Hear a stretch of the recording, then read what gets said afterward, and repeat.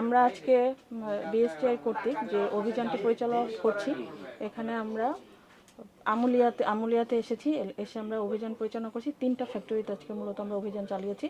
একটি soap bar, সেই toilet soap, ওখানে আমরা অভিযান করেছি। ওখানে 1 লক্ষ টাকা জরিমানা করেছি। এবং এই প্রতিষ্ঠানটিতে বেশ কিছু 9টি প্রোডাক্ট, ওরা বিভিন্ন ধরনের ডিশ ওয়াশ হতে শুরু করে টয়লেট ক্লিনার, ফ্লোর ক্লিনার, এই ধরনের প্রোডাক্টগুলো ওরা উৎপাদন করছে। তো এখানে কিছু প্রোডাক্টের ওরা বিএসটিআই কর্তৃক লাইসেন্স নিয়েছে, কিন্তু অধিকাংশ প্রোডাক্টেরই ওদের বিএসটিআই কর্তৃক লাইসেন্স নাই। তার মানে এটার গুণগত মানটা আসলে যাচাই করা হয়নি। এই জন্য আসলে ওনাদেরকে 2 লক্ষ টাকা জরিমানা করা হয়েছে।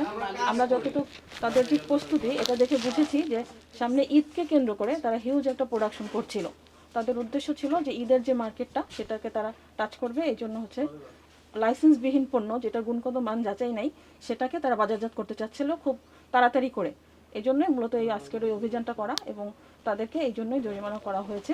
এবং তারা যাতে সতর্ক হয়ে এই ধরনের গুণগত মানবিহীন কোনো প্রোডাক্ট বাজারে না আনতে পারে, এই ধরনের অভিযান বিএসটিআই কর্তৃক চলবে। আচ্ছা, এই কারখানাগুলোতে এর আগে কোনো অভিযান দেওয়া হয়েছে কিনা, বা এটাই ফার্স্ট কিনা? না, এই কারখানাতে আগে কোনো অভিযান দেওয়া হয়নি। এটা আসলে যে আগে এরা যে লাইসেন্সপ্রাপ্ত পণ্যগুলোই আসলে এরা বাজারজাত করতো, কিন্তু যেহেতু আপনাদেরকে আগেই বলেছি যে সামনে ঈদ, এই ঈদকে কেন্দ্র করে তারা বেশ কিছু অন্যান্য প্রোডাক্ট, যেটা আসলে গুণগত মান যাচাই করা নেই, সেগুলো নিয়ে আসছে। এই জন্যই তাদেরকে আমরা এই ধরনের ভিতর থেকে ইনফরমেশন পেয়েই আমরা এখানে চলে এসেছি, এবং আমরা ওনাদেরকে জরিমানা করেছি। ওকে স্যার, এখানে টোটাল কত টাকার মালামাল পাওয়া গিয়েছে অবৈধ? এই আমরা পারফেক্ট ম্যানুফ্যাকচারিং যেটা প্রতিষ্ঠানে আছে, এই প্রতিষ্ঠানে আমরা 9টা পণ্য অলরেডি পেয়েছি। তার মধ্যে 3টার অনুমোদন আছে। এর মধ্যে যে অনুমোদন নাই, এটার মধ্যে আছে টয়লেট ক্লিনার। এটার হয়তো আনুমানিক 50 কার্টুন আছে।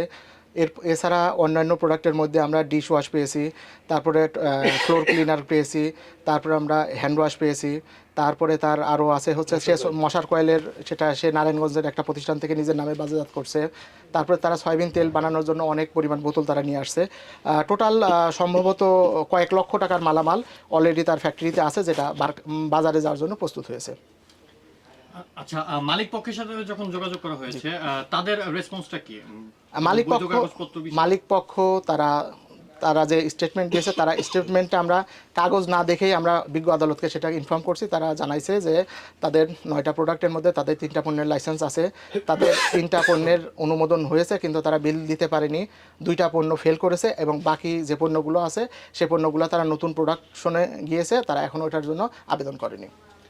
আচ্ছা, সেক্ষেত্রে আপনাদের পরবর্তী প্রতিক্রিয়াটা স্টেপটা কি হবে? আমরা এই যে ধরেন বিজ্ঞ আদালত তাকে 2 লক্ষ টাকা জরিমানা করছে, এটা তার একটা টোকেন জরিমানা, যেন সে এই জরিমানাটা পরিশোধ করে এই যে পণ্যগুলো সে এখনও গুণগত মান পরীক্ষণ করেনি, সেগুলো পরীক্ষণ করে তারপরে যথাযথ নিয়মে সে বাজারজাত করে। যদি এই ধরনের ব্যত্যয় তার পরবর্তীতেও আমরা পাই, তাহলে তার বিরুদ্ধে আরও বড় ব্যবস্থা নেওয়া হবে, হয়তো কারখানা সিলগালা হবে বা প্রতিষ্ঠানের মালিকের বিরুদ্ধে মামলা দায়ের করা হবে। ওকে, ধন্যবাদ।